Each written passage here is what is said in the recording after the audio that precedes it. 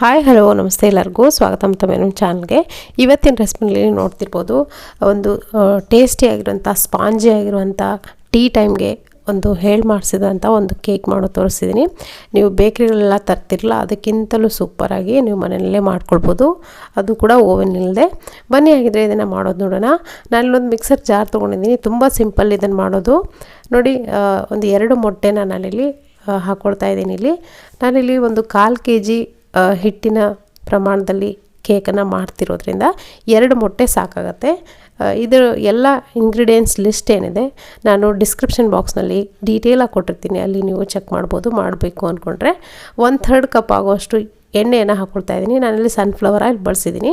ಹಾಗೆ ಅರ್ಧ ಕಪ್ಪಷ್ಟು ಸಕ್ಕರೆಯನ್ನು ಹಾಕ್ಕೊಂಡಿದ್ದೀನಿ. ಸಕ್ಕರೆ ನಿಮಗೆ ಸ್ವೀಟ್ ಜಾಸ್ತಿ ಇಷ್ಟ ಅನ್ನೋರು ಜಾಸ್ತಿ ಹಾಕ್ಕೊಳ್ಬೋದು. ಇದು ನಾನು ಹಾಕಿರೋಂಥ ಪ್ರಮಾಣ ಪರ್ಫೆಕ್ಟ್ ಆಗಿರುವಂಥ ಪ್ರಮಾಣ. ನೋಡಿ, ಇವಾಗ ನುಣ್ಣಗೆ ರುಬ್ಕೊಂಡಿದ್ದೀನಿ. ಇದನ್ನು ಒಂದು 2 ನಿಮಿಷ ಕೈ ಬಿಡ್ದಾಗೆ ರುಬ್ಕೊಂಡ್ರೆ ಆಗುತ್ತೆ.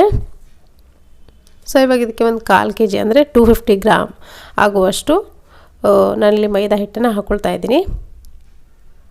ಸೊ ಈ ಕಪ್ ಅಳತೆ ಅಂದರೆ 1 ಕಪ್ ಅಂದರೆ 250 ಗ್ರಾಮ್ ಇರುತ್ತೆ ಅಳತೆ. ಇದನ್ನು ಕೂಡ ಚೆನ್ನಾಗಿ ರುಬ್ಕೊಂಡು ಬರ್ತೀನಿ. 1 ನಿಮಿಷ ಕೈ ಬಿಡ್ದಾಗಿ ರುಬ್ಬಿದ್ರೆ ಎಲ್ಲ ಹೊಂದ್ಕೊಳ್ಳುತ್ತೆ. ಸೊ ನೋಡಿ, ಇದಕ್ಕೆ ನಾನಿಲ್ಲಿ 2 ಟೇಬಲ್ ಸ್ಪೂನ್ ಆಗೋಷ್ಟು ಕಸ್ಟರ್ಡ್ ಪೌಡ್ರನ್ನ ಹಾಕ್ಕೊಳ್ತಾ ಇದ್ದೀನಿ. ಕಸ್ಟರ್ಡ್ ಪೌಡ್ರ್ ಹಾಕೋದ್ರಿಂದ ತುಂಬಾ ಒಂದು ಒಳ್ಳೆ ಟೇಸ್ಟ್ ಬರುತ್ತೆ.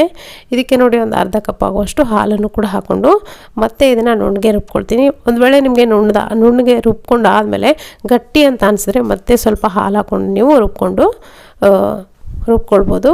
ಒಂದು ಒಳ್ಳೆ ಫ್ರೀ ಫ್ಲೋಯಿಂಗ್ ಕನ್ಸಿಸ್ಟೆನ್ಸಿಲಿ ಇದನ್ನು ರುಬ್ಕೊಂಡ್ರೆ ಆಯಿತು. ಸೊ ನೋಡಿ, ಈ ಥರ ಇರಬೇಕು ಕೇಕ್ ಬ್ಯಾಟರು.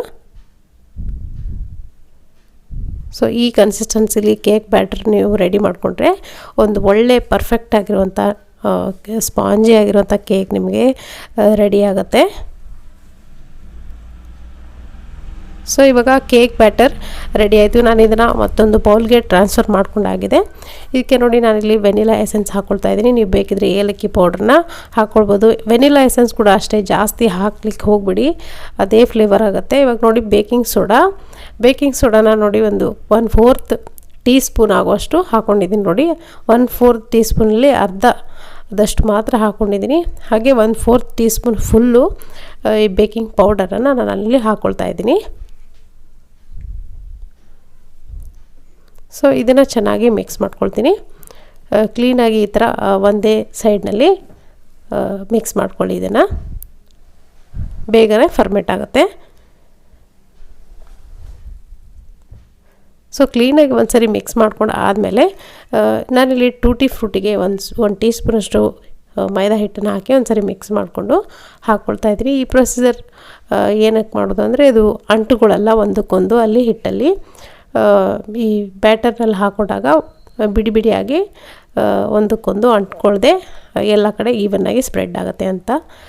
ನೋಡಿ, ಹಾಕಿ ಒಂದು ಸರಿ ಮಿಕ್ಸ್ ಮಾಡ್ಕೊಂಡಾದಮೇಲೆ ನಾನು ಇದನ್ನು ಬ್ಯಾಟರ್ನ ಒಂದು ಕೇಕ್ ಟಿನ್ಗೆ ಟ್ರಾನ್ಸ್ಫರ್ ಮಾಡ್ಕೊಳ್ತೀನಿ. ನಿಮ್ಮ ಹತ್ರ ಯಾವ ಅವೈಲೇಬಲ್ ಇರುತ್ತೋ ಅದೇ ಕೇಕ್ ಟಿನ್ನ ಬಳಸೋ ಮುಂಚೆ ನೋಡಿ, ಕೇಕ್ ಟಿನ್ಗೆ ಸ್ವಲ್ಪ ಆಯಿಲನ್ನು ಗ್ರೀಸ್ ಮಾಡಿ ಸ್ವಲ್ಪ ಮೈದಾನ ಡಸ್ಟ್ ಮಾಡ್ಕೊಳ್ಳಿ.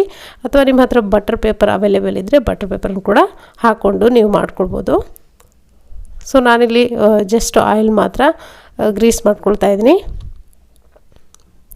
ಸೊ ಇದು ಅಲ್ಯೂಮಿನಿಯಮ್ದು ಅಲ್ಲದೆ ಇರೋದ್ರಿಂದ ನಾನಿಲ್ಲಿ ಮೈದಾ ಹಿಟ್ಟನ್ನು ಡಸ್ಟ್ ಮಾಡ್ಕೊಳ್ಳೋ ಅಗತ್ಯ ಇಲ್ಲ. ನಿಮ್ಮ ಅಲ್ಯೂಮಿನಿಯಮ್ದು ಏನಾದರೂ ಬಳಸಿದರೆ ಸ್ವಲ್ಪ ಮೈದಾನ ನೀವು butter paper instead of butter paper ನೀವು ಮೈದಾನ ಡಸ್ಟ್ ಮಾಡ್ಕೊಳ್ಬೋದು. ಸೊ ನೋಡಿ, ಕೇಕ್ ಟಿನ್ಗೆ ನಾನಿಲ್ಲಿ ಈ ಬ್ಯಾಟರ್ ಏನಿದೆ ಕೇಕ್ದು ಹಾಕ್ಕೊಳ್ತಿದ್ದೀನಿ.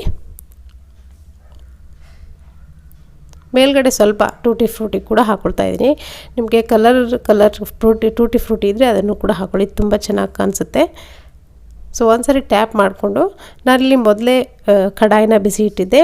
ಒಂದು 15 ನಿಮಿಷ ಪ್ರೀ ಹೀಟ್ನಲ್ಲಿ ಮೀಡಿಯಮ್ ಫ್ಲೇಮ್ ಇಟ್ಕೊಂಡು ಮುಚ್ಚಿಟ್ಟಿದ್ದೆ. ಚೆನ್ನಾಗಿ ಹೀಟಾಗಿದೆ. ಇದು ಹೀಟಾಗಿರುವಂಥ ಈ ಕಡಾಯಿನಲ್ಲಿ ಈ ಕೇಕ್ ಟಿನ್ ಏನಿದೆ ನಾವು ಹಾಕಿಟ್ಕೊಂಡಿರೋದು ಅದನ್ನು ಸೆಟ್ ಮಾಡ್ಕೊಳ್ತೀನಿ. ಒಳಗಡೆ ಒಂದು ರಿಂಗ್ ಕಟರ್ನ ಇಟ್ಕೊಂಡಿದ್ದೀನಿ. ಮುಚ್ಚಿ ನೋಡಿ, ಇದನ್ನು ಒಂದು 25ರಿಂದ 40 ನಿಮಿಷ ಲೋ ಫ್ಲೇಮ್ನಲ್ಲಿ ಬಿಡಬೇಕಾಗತ್ತೆ. ನಿಧಾನವಾಗಿ ಬೇಕಾಗ್ತಾ ನೋಡಿ ಎಷ್ಟು ಚೆನ್ನಾಗಿ ಒಪ್ಕೊಂಡು ಬಂದಿದೆ ಕೇಕು ಅಂತ.